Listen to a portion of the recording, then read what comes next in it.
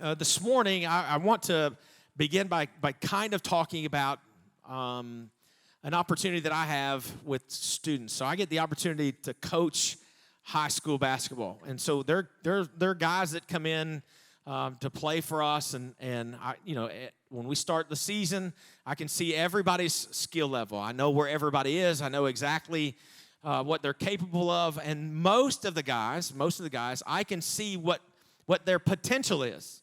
And just to be honest, we have some guys are maxing out their potential, and some are not. And that's what I believe happens on every team, that you could ask every coach in America and say, hey, are all of your guys getting the very most out of what they have? And I would guess that they would say, not all of them. And in fact, this week was the NBA draft, and for a basketball coach, the NBA draft is a big deal. I know it's not for most of you, but for me to watch the NBA draft, it was a big deal. And the first pick in the draft was a man named Victor Wembanyama, and he is 7'5". Anybody in here 7'5"? Do you have kids? That's what I want to know, really. That's what I need to know if you have a young son that might want to. No, just kidding. Right? 7'5". He's 7'5". But Imagine if he hadn't really worked on his game. Like, he's not the first pick in the draft because he's 7'5", because there are other players around the world who are 7'5". He's drafted by the San Antonio Spurs as the first pick because he's developed to the highest potential he can at this moment. He's worked and worked and worked and worked and not settled. Now, I've also had the opportunity to lead and lead companies and organizations and been in management, and I've seen people that I could see them and I would think, man, if you could just a little bit, if you could just give just a little bit, if you could understand what the potential would be, if you just ratchet up the intensity just a little bit, or if you could just see what is possible for you, and most of the time, people are like, I'm good. I'm all right. Like, as long as they're not last, right? As long as they're not the worst worker on the job, they're okay. Doesn't matter if they could be better. Doesn't matter how well they do. The only thing they're concerned about is, are they good right now? Are you good in this moment? And instead of saying, hey, maybe I could do a better job. I think that we do that with kind of all of the things that we have in our life. That for us, we are way too quick to just become complacent. That for us, complacency becomes a way of life. Just to be honest, I think that we do that in every facet of our life. That as long as I'm not the worst, I don't have to be the best. I just don't want to be at the very bottom. I just want to be somewhere in the middle. And as long as I'm in the middle, that will be fine. Instead of saying, what is it that God is calling me to be today? Right? And Jesus cares about what you do. Do you know that I have scripture, we'll talk about this in a minute, but Jesus doesn't want you to just settle. Jesus doesn't want you complacent. And I know that there's a tendency to just think, well, all I have to be is okay. As long as I'm okay, then I'm okay. I'm okay being okay. Are you okay? That's the way that we treat a lot of the things that we do in life. Because just to be fair, in the United States, we have a pretty good life. Now, I know it's not great for everybody, and you may have some struggles, and I get that. But most of us are eating today. Most of us. And if you're in here today or you're joining, like, if you don't have food, then look around. Somebody can get you some today. It's not as if we're all meeting together to see who's going to go get the food today for all of us. Right? There are places in the world where that's the reality. So we're okay. We got food in the fridge. We got a car that we drive. All of those kinds of things. And so we're in a good spot. But I want to talk to you about a passage in Revelation chapter 3. And in Revelation, it's the testimony of Jesus Christ. That's what Revelation is, that we get to see what Jesus looks like all through the scriptures in Revelation. In Revelations chapter 2 and Revelations chapter 3, there's these letters that are written to churches, 7 churches. And people have speculated about what the churches were. Maybe they were church ages. Maybe they're specific churches. Maybe they're countries. All of those kind of things people have speculated. But let's just take it at face value. This is a letter to this specific church. So Revelations chapter 3, beginning of verse 14, says this. Write this letter to the angel, the messenger of the church of Laodicea. This is a message from the one who is the Amen. So this is the beginning of the letter to the church, right? This is the beginning. This is a message from the one who is the Amen. Now, most of us would say an amen goes at the end, right?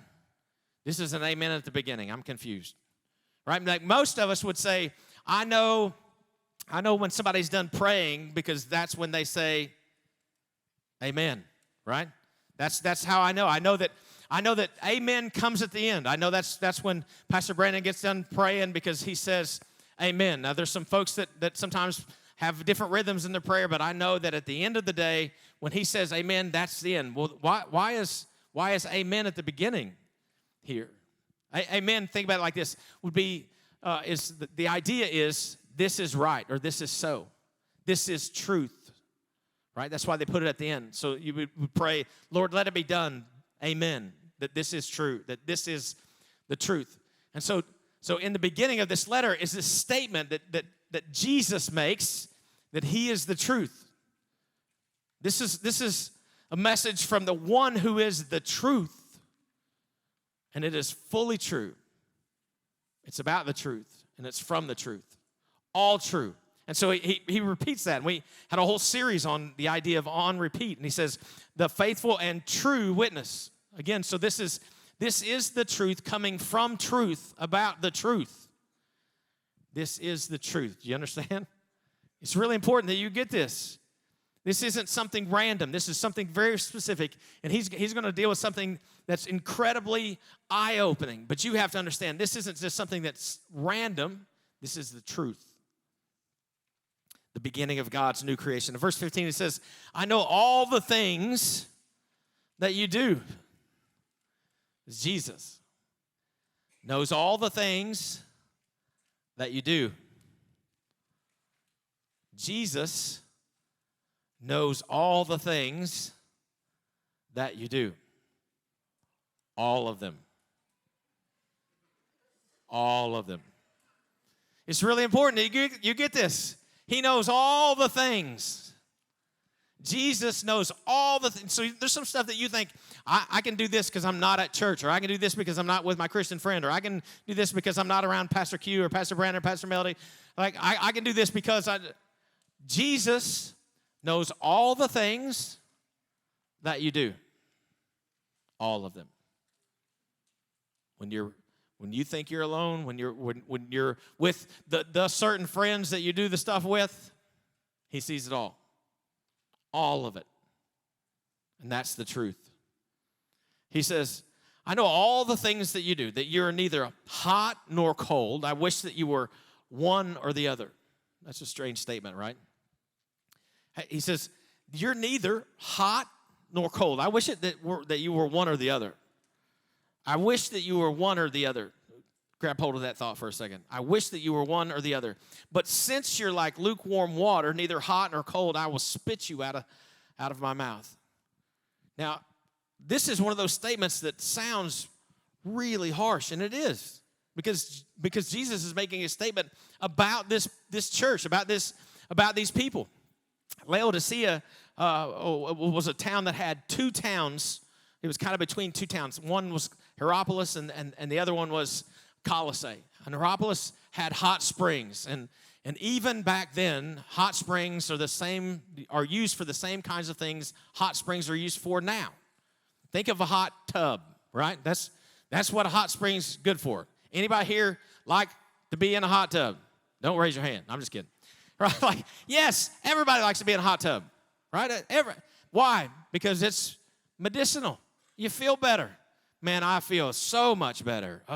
Right? That's what it feels like. Yes, this is incredible. Hot water all around me. Whew, bubbles, steam, all the stuff, right? Like, this is great. That's what Hierapolis was. In fact, I was telling the first service that when I got baptized, the water was hot in the baptistry. I mean, hot. It was hot. And the pastor had a bad back, and he got in the water. He walked down the stairs, and then as the water hit his back, he just went like this. Oh, it feels good. Except he didn't know the microphone was on. Right? So the microphone in front of him had him while I was walking down the stairs with the curtain where nobody could see anything. They just heard from, like it was a voice from God, right? And then the curtain's open, and there I am. That's what the angel said when Jesus let me in. That's what I think. That's what right? Like, hot springs are the same now as they were then, right? That's medicinal. It's to help you. Makes you feel better. On the other end, Colossae was a place that had cold water. Water would basically, snow would melt off the mountain and would come down, and they would have this cold water. And just like here or anywhere else in your life, I was watching a video the other day, and somebody was, don't judge me, I was watching a video of somebody mowing a yard in 111-degree weather. 111. And he drank 3 or 4 bottles of water. Why? Because it cooled him down. It was refreshing. Right? So that's what he's saying. I wish that you were either hot springs, medicinal, helpful, or that you were refreshing. Refreshing not just in life, but to other people. I wish that you were one or the other, but you're not. You're lukewarm. And Laodicea was a place that even the people there didn't like their water. And so they knew exactly what Jesus was talking about in this letter. They would have known exactly what Jesus was talking about. That this is yuck, not good. He says, I wish that you were either hot or I wish that you were cold. But in fact, you're just lukewarm. And he might be talking to the church in our country. That I wish that you were either hot, helpful, or cold, encouraging, refreshing. But you're not.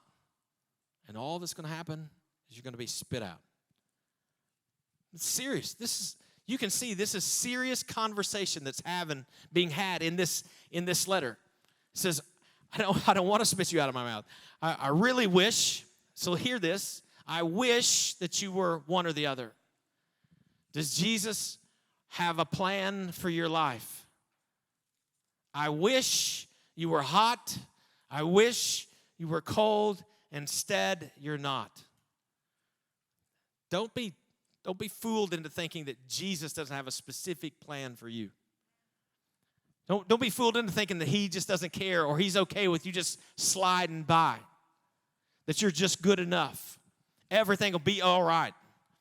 No, he wants you to either be hot or cold, that you would be helpful or encouraging. That's our job as a church, right? We're supposed to be helping people and building people up. We're supposed to be a hospital and edifiers. That's what we're supposed to look like. It's not just the church, it's us, it's individuals. That's what we should be. And he says, I wish you would be one or the other, not the other stuff. In verse 17, it says, you say that I'm rich. I have everything I want, and I don't need a thing. And if that isn't the churches in our country, I don't know what is. I mean, honestly, we're rich, right?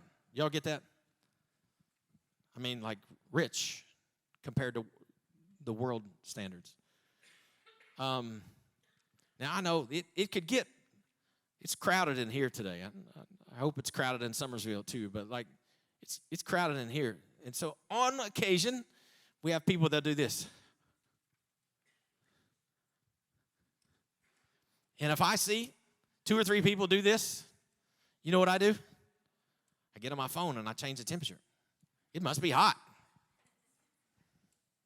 And then you know what I see? Somebody do this. I wish I'd have brought my blanket today. You know what I do? I get on my phone and change the temperature. Why? Because we're rich. Do you understand? We want it to be perfect for you. We want it to be great for you. Now, listen, some of y'all just not happy no matter what we do with the temperature.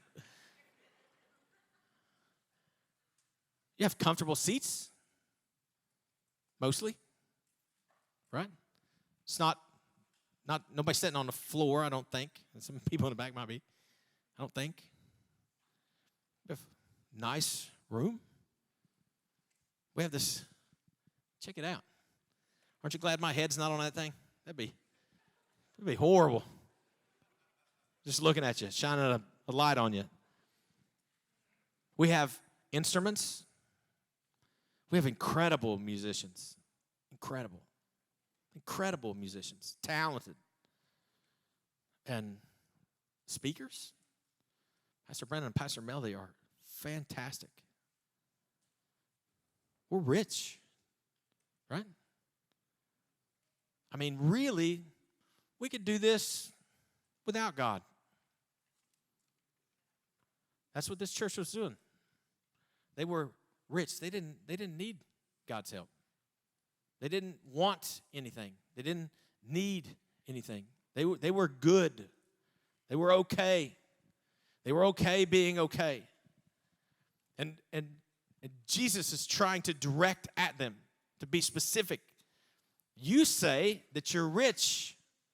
You say that you have everything that you want. You don't need anything. Do you know that this church historically is in the region of Turkey, and they were a province of Rome, and they had an earthquake in the area, and Rome was going to send them money, and this place was so rich they didn't want help. But listen, there's times when I can see that you're not okay, and I ask you, hey, are you okay? And you know what you tell me? Yeah, I'm okay. And I can see you're not. And although I'm offering to help, you say, I'm okay. I'm good. It's the same thing. Think about it like this. How many of you consulted with God on every decision that you made yesterday? The last 24 hours. Why not? Because you don't need him. You're rich. Right? You're rich. You don't need him. You don't need him. Like if you consulted him, it wasn't going to, in your mind, it wasn't going to impact your day. There was never the thought yesterday, if God doesn't show up today, what am I going to do? That wasn't on your radar at all for most of you. Why? It's rich. You don't want anything. Don't need anything. Jesus gets very specific. And you don't realize. You don't realize. You don't realize it. You don't realize that you're wretched and miserable and poor and blind and naked. You don't realize it. You think you have all that you need. You think you got it all figured out. See, I got a job. I got a job because I went to school. And I worked hard to get an education. I got my degree. I did that. I got hired because of the things that I said at the interview. Because I was the commodity that the business needed. And I drove to work in my car that I paid for. I did that. And I got out my phone and texted, called people, took pictures on my stuff that I paid for. And Jesus is saying, you don't get it.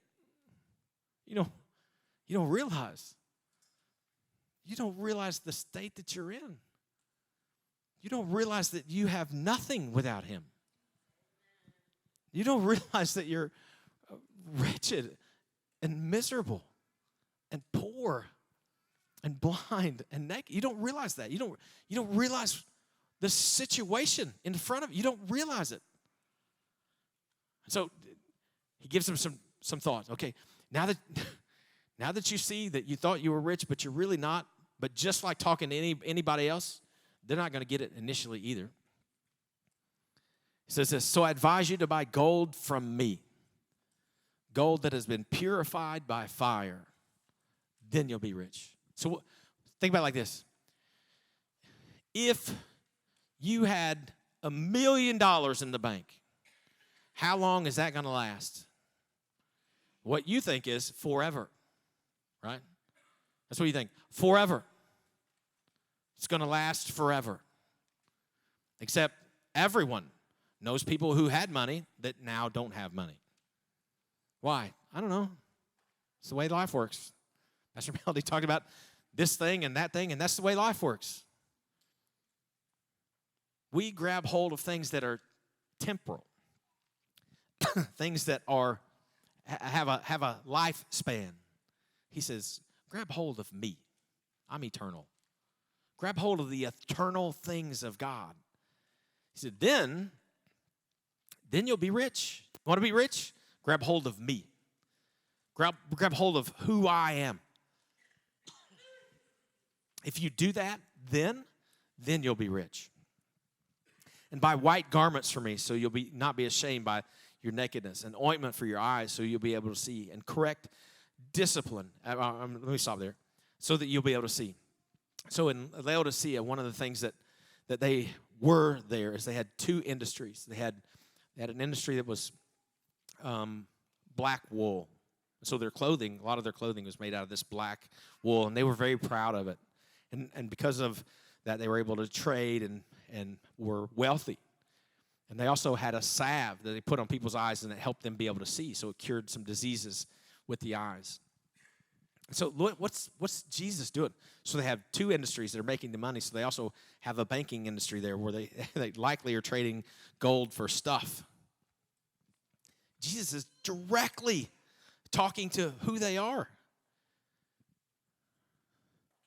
Do you remember the story of the rich young ruler? What must I do to inherit eternal life? Right? Keep the commandments. Oh, I've done that. I'm good, right? Jesus says, go and sell all you possess. Give to the poor. Then come and follow me. And he's like, I'm out. I'm not doing that. That's this. They had all the stuff. They had all the things. In fact, they might as well be American. They probably got a pool. In fact, one of the things about this city,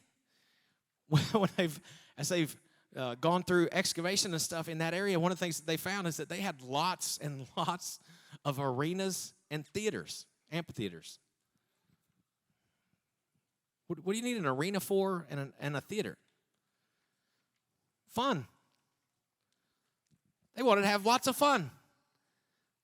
We're rich. We got stuff. We can do stuff. We don't really need God that much. In fact, if God could just stay out of the equation just a little bit, that'd be great. Right? Like if he could just not call me to more. That's the way that it works. Like they might as well be an American church. Right? They got the stuff. They have all the things. But they didn't have the thing that's eternal. They didn't have the thing that would last. Like they're digging up their city, parts of their city, now. It didn't last. Not all of it. Part of the city is still there, but part of it is being dug up.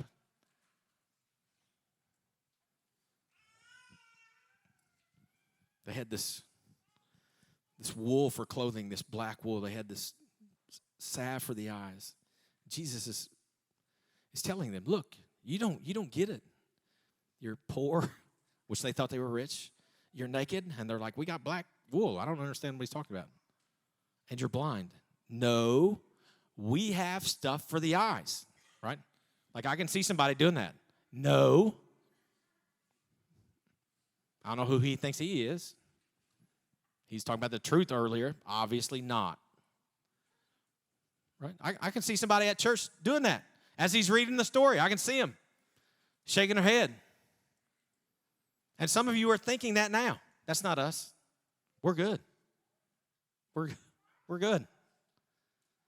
I I mean, we consult Jesus, but I mean, really, do we need to do any more? And Jesus says, I wish that you were either hot or cold. Instead, you're just lukewarm. Is it so that we can, hey, it would be great if you could just do more here. It's not about here. Are you helping other people? Right? Like that's why we do food trucks. Y'all realize we didn't have to get a food truck to feed people. There's other ways to feed people. But we wanted to set and come around people, pray with people, invite people into our life, right? To be able to pray with them, to talk with them about their struggles. So it's not about the stuff. Like, well, I attend church every Sunday. Fine. But are you being all that God has called you to be? Are you seeking Him with everything that you have? My wife will tell you, man, this week, preparing for this day, I've hardly been able to sleep. Up all night, reading the scripture, trying to, Lord, is this really what you want me to talk about? Really? I need you to speak. And we have folks that not just in this room, not just joining us online, not in correctional facilities, all across our country in churches that haven't invited Jesus at all in their life this week and then would call themselves Christian. Right? To say I'm a follower of Jesus and never invite Him into your daily life. That's what's happening here. And Jesus wants to make sure that you know, hey, I correct and discipline everyone I love. Like that's what He's doing in this. Hey, I love you so much. I want you to see. I don't want you to stay in that spot. I don't want you lukewarm. I don't want to spit you out. I want you hot or cold. So be diligent and turn from your indifference. That idea of indifference there is that complacency, the idea of complacency. Don't be complacent. Don't allow it to be that I'm just going to do this Christian thing as long as I get to heaven. Can you imagine if that was our only goal? Except Jesus tells us that we're supposed to pray this way, that heaven would be here. Right? Your will on earth as it is in heaven. How's that going to happen? That's going to happen through us. But it's not going to happen through lukewarm us. Right? It's only going to happen through hot us or cold us. Not lukewarm. Verse 20 says this. This is the good news. Gosh, this is such good news. He says, look, I stand at the door and knock. He's just there, knocking. Hey. Hey. Hey. Can you hear me? I'm here. I'm still here. I know you're really busy. I know you got stuff to do, but I'm here. I'm still here. Do you need me? I'm here. I'm standing here. I'm knocking. I'm here. I mean, do you pay attention? Do you know me? Do you? I'm here. Hey, I'm here. Jesus stands at the door and knocks. He says, if you hear this is so powerful. It's a promise from God. If you hear my voice and open the door, I will come in. And you should shout, hallelujah. No test. No requirements. He stands at the door and knocks.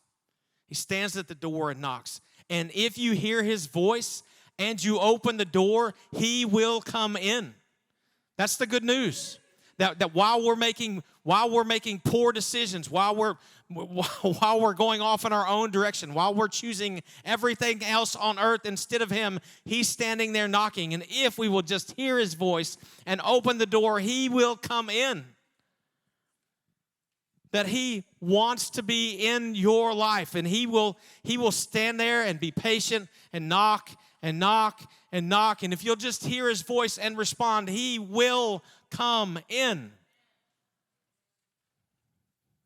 Listen, he says, and we will share a meal together as friends. That's fellowship, right? Like if you'll hear him, if you'll respond to him, he will come in and he will fellowship with you.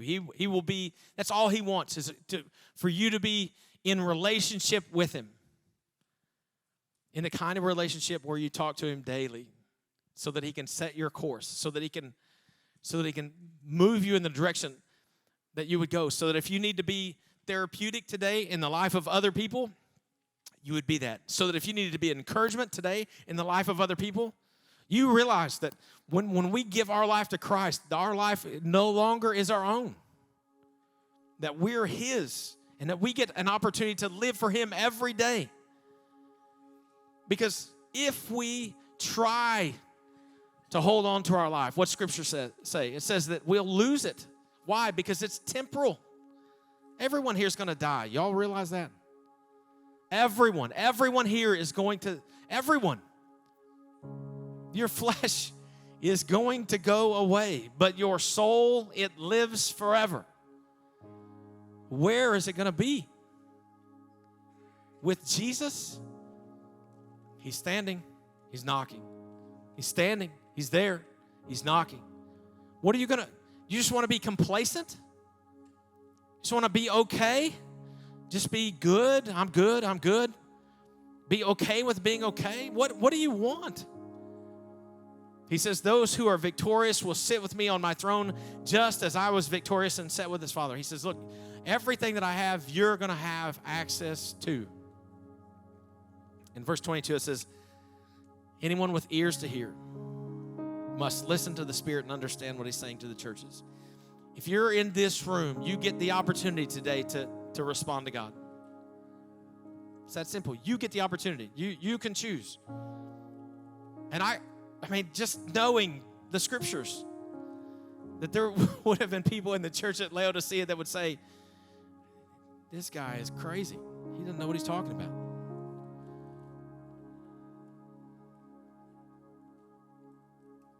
And there'll be people in here that think that. Correctional facilities, nursing homes, Summersville. There'll be folks that think, Pastor Q blew his shot. I don't know what he was talking about. But some of you are going to have ears to hear today. For some of you, you will make the decision for the first time to respond to the knock. But today will be the day of salvation in some of your lives. But if we're honest, for some of you, it's an opportunity for you to move from being lukewarm to either hot or cold. The invitation from Jesus is for him to come into your life and to sit at the table with you. That some of you need to make a decision that today you're going to have lunch with Jesus. That today my life is going to be different. I'm not going to be the same. That today I will not leave this place the same way that I came in. That I won't continue to be lukewarm. I won't just allow the circumstances of life to dictate all the things that I'm going to think or say or do. But no, I'm going to grab hold of Jesus because he can set my course. He can help me decide what my day should look like. And some of you will make that decision and it will be amazing. You won't believe what God will do in and through you.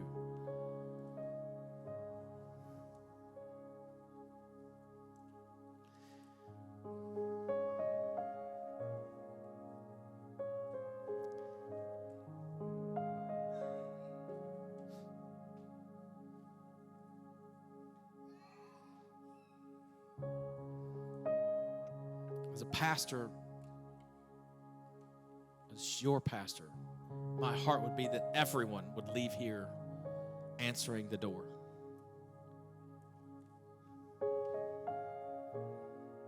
But I know that's not going to happen.